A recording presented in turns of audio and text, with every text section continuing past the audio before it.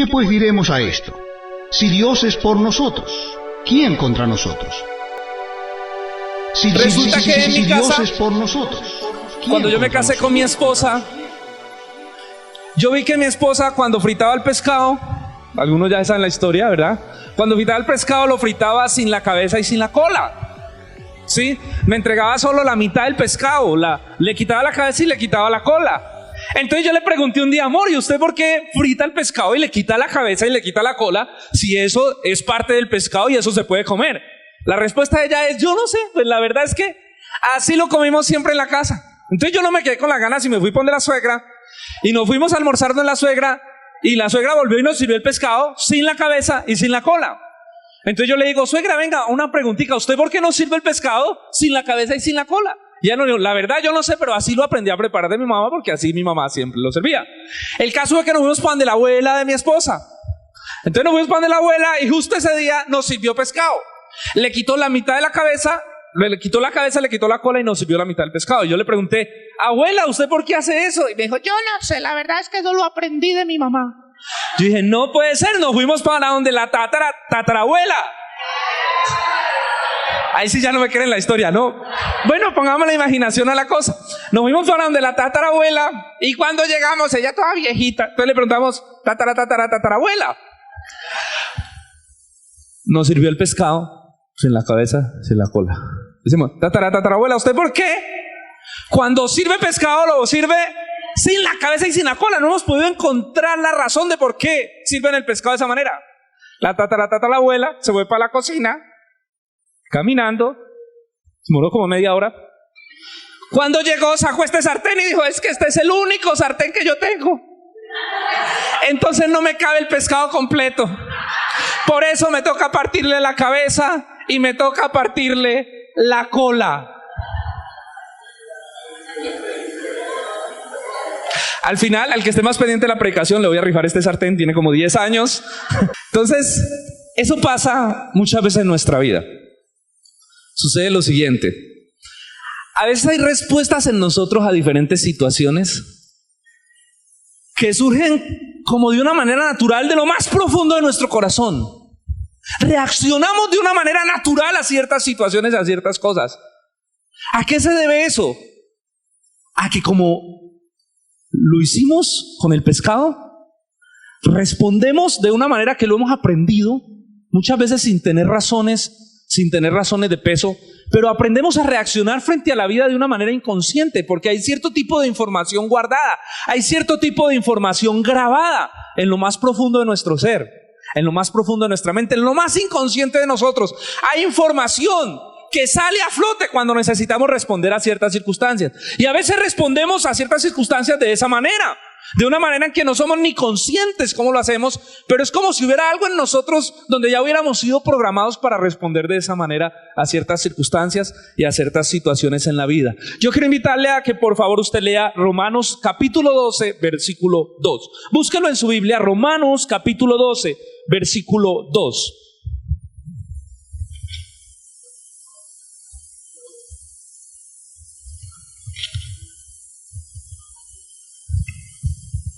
Romanos capítulo 12, versículo 2. Dice así la palabra del Señor: no se conformen a este mundo, sino transformados por medio de la renovación de vuestro entendimiento, para que comprueben cuál es la voluntad de Dios, que es agradable y es perfecta.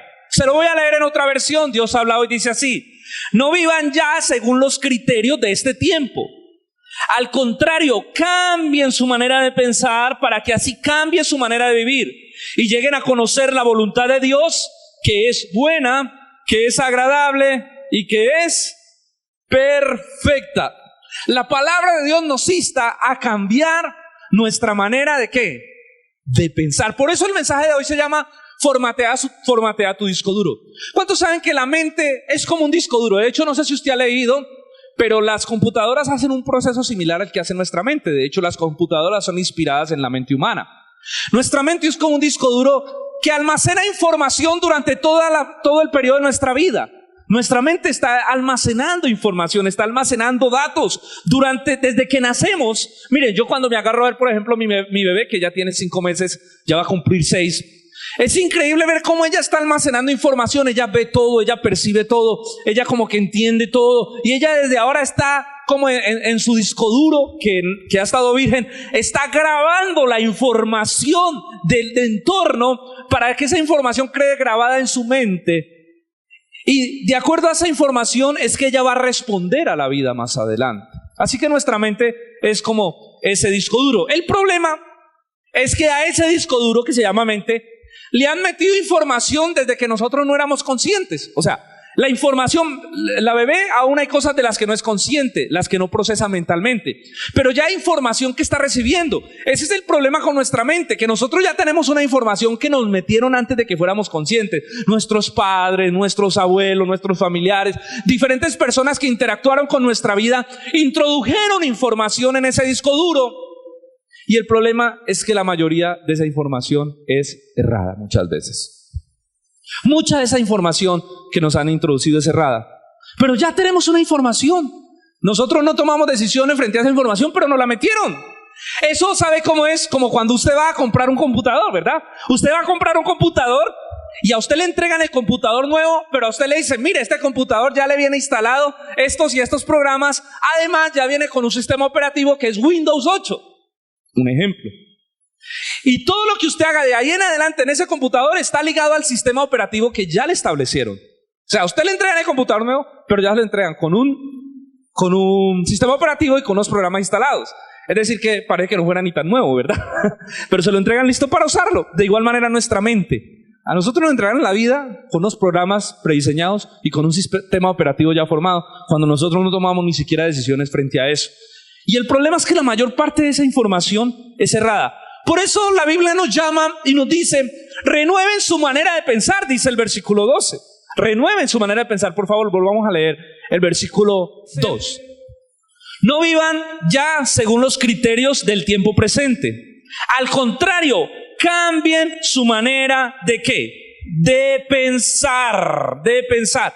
¿Y por qué? Porque esa información que hemos tenido almacenada, que nos han introducido, esa información que tenemos es la que define nuestra personalidad y nuestro comportamiento frente a la vida. ¿Soy claro? Esa información que ya nos han introducido, que ya nos han metido, es la información que define la manera como reaccionamos frente a la vida y es la información que define nuestra personalidad. Pero como les dije, ¿dónde se centra el meollo del asunto? En que la mayoría de esa información es errada. Cuando nosotros necesitamos responder a algo, esa información que ya nos metieron, ¿me sigue? Cuando nosotros necesitamos responder a una situación, esa información que ya nos metieron, que ya nos preestablecieron, sale a flote, nuestro cerebro busca y encuentra esa información y de acuerdo a esa información responde. Le voy a dar un ejemplo. Usted ha visto que hay muchas parejas cristianas que cuando tienen problemas matrimoniales, la primera frase que surge como una respuesta o lo primero que dicen para responder a esa necesidad es, entonces divorciémonos. Divorciémonos, ya no aguanto más con esto. Hasta aquí llegamos tú y yo. Amor, pero el Señor, ¿cuál Señor? Esto se acabó. Y hay parejas cristianas que responden así. La primera respuesta cuando tienen problemas o dificultades es, divorciémonos, separémonos. Ya no aguanto más esta situación. Usted me la sacó. Ahora, ¿por qué respondemos de esa manera? Porque hay otras parejas que no responden así. Porque hay otras parejas que dicen, amor, venga, pues organicemos la situación. Listo, mi amor, no hay problema. ¿Por qué? Porque tal vez el que responde, divorciémonos, viene de una familia donde vio que esa era la respuesta a los diferentes conflictos familiares. Cuando papá y mamá tenían problemas, lo que el niño siempre escuchaba era, divorciémonos. ¿Y usted ha visto que los niños son así? Los niños todo lo miran. Los niños son una esponja, todo lo absorben. Entonces, claro, si nosotros venimos de una familia donde resolvían los conflictos divorciándose, esas familias que cada 8 días lo echaban a él, se va, se larga, vaya para tu mamá. Y él se iba, y luego, amor, venga que me hace falta, volvía. Esas familias que resolvían los conflictos así, tienen hijos que luego van a ser muy inestables en sus relaciones matrimoniales porque ya hay una información metida, grabada en su inconsciente que de forma natural va a responder frente a esos conflictos. Otro ejemplo, hay por ejemplo Hay personas que cuando no tienen dinero se deprimen, ¿verdad? Usted lo ve, cuando llegan contentos a la iglesia es porque tienen plata. Casi el 1 y el 16 llegan, aleluya, aleluya. ¿Dónde está Dios que estoy que lo adoro? ¿Sabes qué vamos a cantar hoy, pastor? ¿Qué hay para hacer? Llegan temprano, limpian las sillas, organizan, pastor, ¿qué más hacemos? Y están ahí, aleluya, aleluya. Pero véalos el 29 o el 28. Llegan a la iglesia así, cansado del camino, sediento de ti. ¿Qué le pasa, hermano? Un desierto he cruzado, sin fuerzas he quedado, vengo a ti para que me preste, pastor. Préstame. No. Entonces, ahora, ¿a qué se debe eso? Que hay personas que cuando no tienen plata se deprimen. Y usted ha visto que hay personas que cuando no tienen plata son los mismos. Les da lo mismo comer hamburguesa con Coca-Cola, irse a cine, que si un fin de semana no hay, poner Netflix y verse una película. Pero les da lo mismo.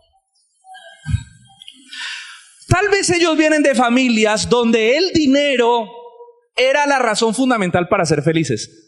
Son esas familias que cuando llega papá con plata, llega feliz y dice, ¿dónde están mis hijos? ¿Dónde está mi familia? Trae regalos, trae plata y ven a papá feliz. Pero cuando no hay plata, ven a papá encerrado, ven a papá triste, ven a papá aburrido, ven a papá abatido. Esos niños crecen pensando que la raíz de la felicidad es el dinero. Ese mensaje lo vamos a tratar dentro de 15 días que hablemos del gozo, porque vamos a empezar a hablar de los diferentes frutos del Espíritu Santo. Dentro de 8 días, de una vez les hago un avance, un adelanto. Vamos a hablar de por qué no podemos amar. Vamos a hablar del amor, el gozo, la paz. Vamos a ver por qué las heridas impiden que el fruto del Espíritu Santo se manifieste. Entonces, claro, hay familias donde el dinero es la raíz de su felicidad, la fuente de su felicidad. Y entonces estos niños, estas personas crecen con ese chip, con esa información ya en su inconsciente. Entonces esa información salta de manera repentina a su mente y define su comportamiento frente a la vida, ¿verdad? ¿Saben por qué? Porque los procesos mentales son muy rápidos. Los procesos mentales son así. Muchas veces a usted no le da tiempo de razonar. Yo leía en estos días la composición del cerebro y decía que las respuestas emocionales son más rápido que las respuestas racionales. Es decir, el camino es más corto. Por eso es que uno muchas veces reacciona emocionalmente más rápido. Usted tiene que frenar la emoción y pensar y dice, bueno, esta reacción que voy a tomar ¿es buena? ¿Honra a Dios o no? Porque es que la reacción emocional es más rápida. Y a veces hay reacciones inconscientes que surgen de lo más profundo de nuestro corazón porque hay procesos mentales rápidos. Los expertos dicen que la información se almacena en el subconsciente en forma de imágenes. El subconsciente no identifica, por ejemplo, la realidad o la fantasía. Él solamente mete información en forma de imágenes. Por eso es que cuando él necesita reaccionar, él busca y saca una información de esas y usted a veces reacciona y usted dice, uy, ¿yo por qué reaccioné así? O usted tiene ciertas reacciones a su vida ya como establecidas. Se lo voy a demostrar de otra manera. Les dije que nuestro cerebro era como un disco duro. Yo tengo un asistente que es una asistente muy ágil, que nos ayuda en todas las labores pastorales. Yo sé que ustedes no la conocen, pero ella camina siempre conmigo a todo lugar, ¿sí? Esa asistente se llama Siri. Siri se llama. Se la voy a presentar. Siri se llama Siri. Siri. Hola Siri, ¿cómo estás? Bien, gracias. Siri, ¿cómo te ha ido? Esto es lo que encontré en internet sobre Siri. ¿Cómo te ha ido? Siri, ¿cómo estás? Me siento como pez en el agua. Me encanta cómo responde Siri. Entonces, por ejemplo, yo le digo a Siri, Siri, ¿me puedes, por favor, agendar una cita para mañana a las 8 de la mañana? Ok, puedo crear la cita. Ten en cuenta que ya tienes una cita a las 8 a.m. Pongo la cita en el calendario de todas formas. No, Siri. De acuerdo. Puedes confirmar, cancelar, cambiar la hora o modificar el título. Cámbiame la hora. De acuerdo, Edwin. ¿Cuál es la nueva fecha y hora de la reunión?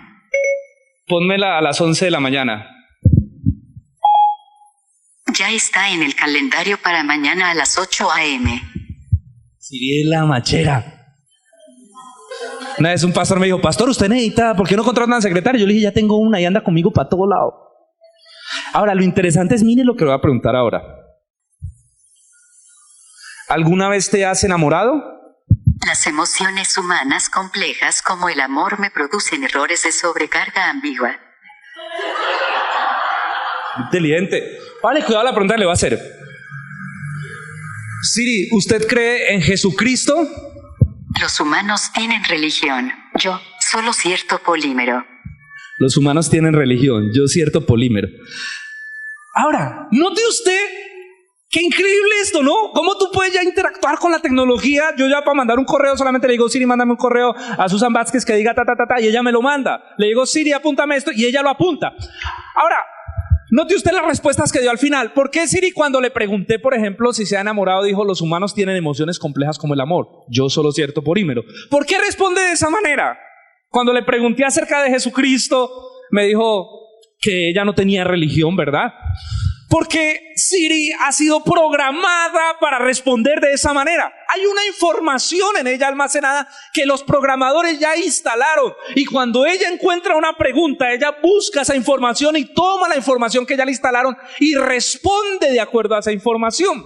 Básicamente de esa manera responde nuestro cerebro humano, nuestro inconsciente. Él tiene cosas programadas que salen a flote. Y ahí es donde nos encontramos con las crisis de que a veces no podemos obedecer a Dios porque hay cierta información en nuestra mente que no nos deja.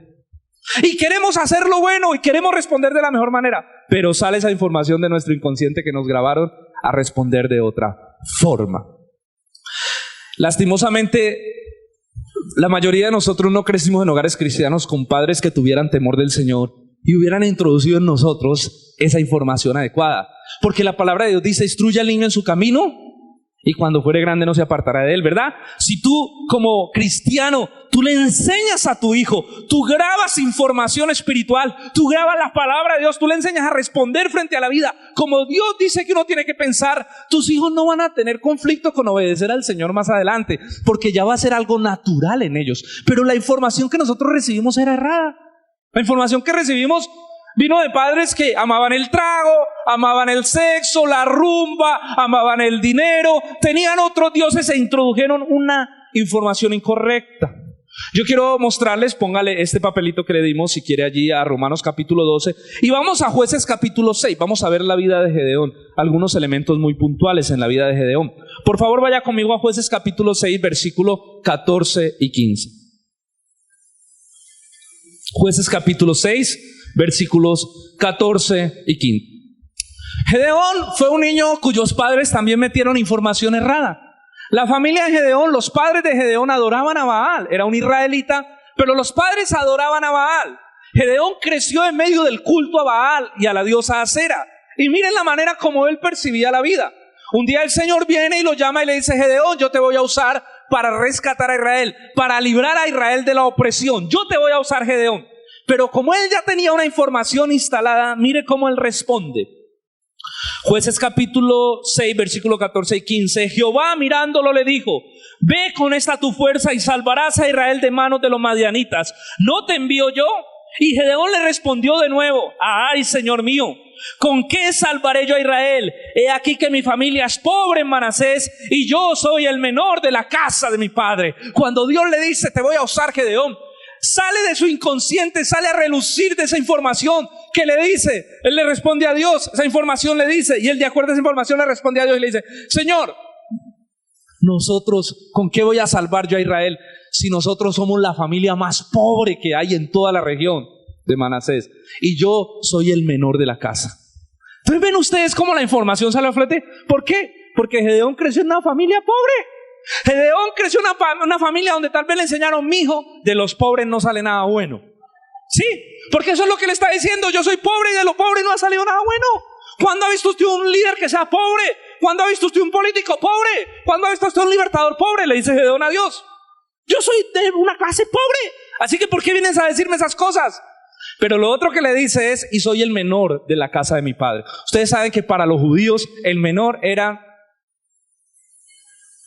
el ultimito. O sea, era el que con más conflictos crecía, porque el menor era como, mejor dicho, como que ese nació y llegó de chiripa, pasó raspando. Esa era la cultura judía. El mayor, el primogénito, wow. La atención, la herencia, la mayor parte. Al último lo que le tocara. Así era la cultura judía. Entonces, claro, Gedeón crece con esa información. Entonces Gedeón le dice a Dios, yo no sirvo, mijo, escoja así otro. Ahora, ¿de qué familia viene Gedeón? Ya les dije, Gedeón viene de una familia donde papá y mamá no conocían a Dios, aunque eran judíos. Ellos en su casa tenían un altar a Baal. El papá de Gedeón era un sacerdote de Baal. Y Dios viene y llama a este niño. Pero de la información que él tiene grabada de su familia sale a flote. Y le dice, Dios, te equivocaste, conmigo no es la cosa. ¿Saben qué? Hay algo que esto lo aprendí de la charla de parejas que fuimos y empecé a estudiarlo y me pareció maravilloso porque yo anteriormente ya había trabajado el texto de Gedeón y había encontrado una serie de complejos y de autoestima muy fuertes en la vida de Gedeón. Y este psicólogo que nos enseñó en la cena de pareja nos decía que nosotros tenemos lealtades a los pensamientos y a las tradiciones familiares. O sea, nosotros tenemos unas lealtades dentro de nosotros a esa forma de pensar familiar.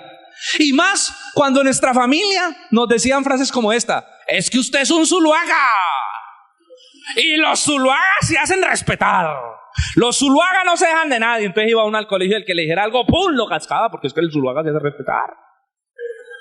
Y después venía la mamá y le decía, mijo, usted es un Zuluaga y los Zuluagas tienen clase, tienen estilo, mijo, no se ponen cualquier cosa.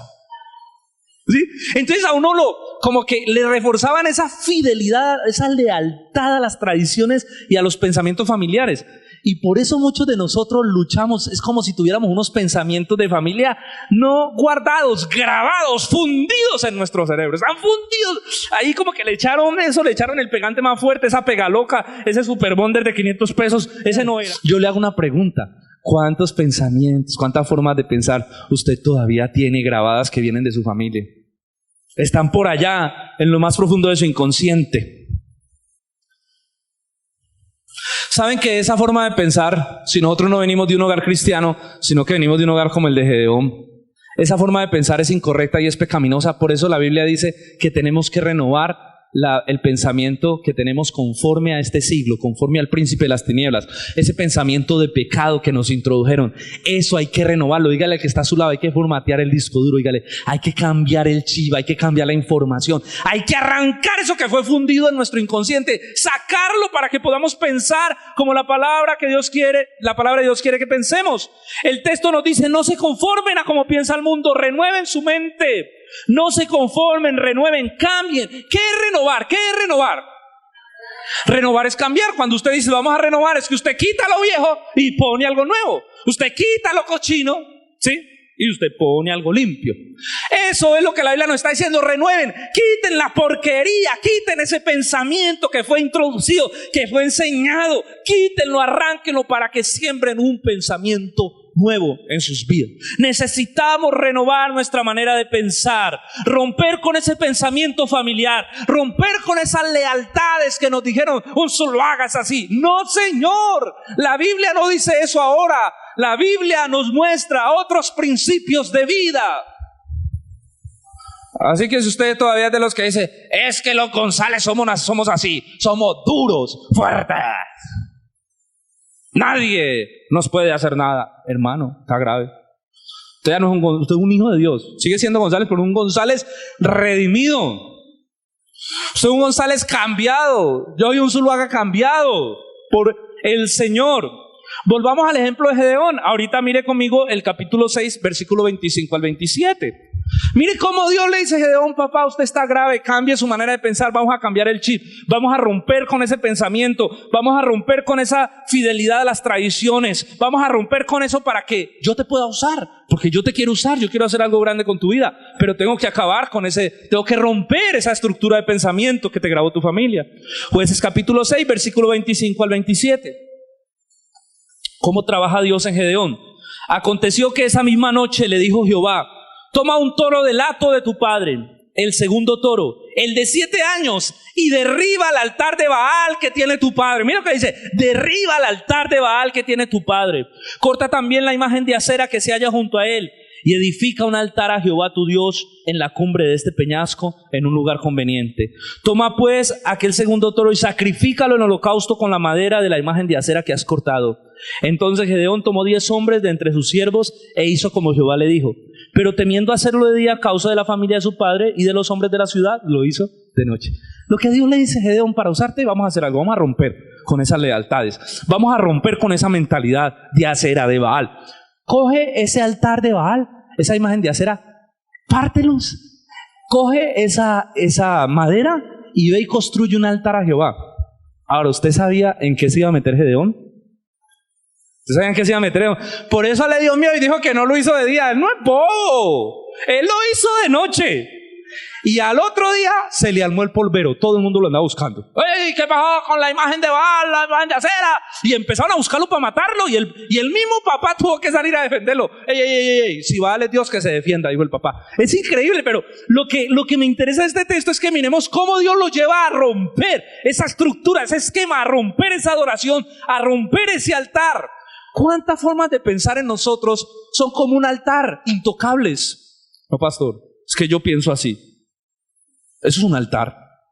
El que dice: pastor, es que, bueno, Dios dice eso, pero yo pienso esto.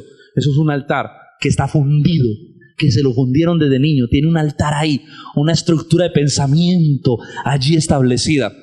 Yo te hago una pregunta: ¿cuántos altares vas a tener que empezar tú a destruir? ¿Cuántas estructuras mentales tienes que tú empezar a destruir que vienen de tu familia? Sí, Señor. Recuerden el sartén. A veces sin razón de ser, a veces sin ninguna explicación. A alguien se le ocurrió empezar a hacer eso y de ahí para allá toda la familia lo siguió haciendo. Recuerden el sartén, ahí se lo...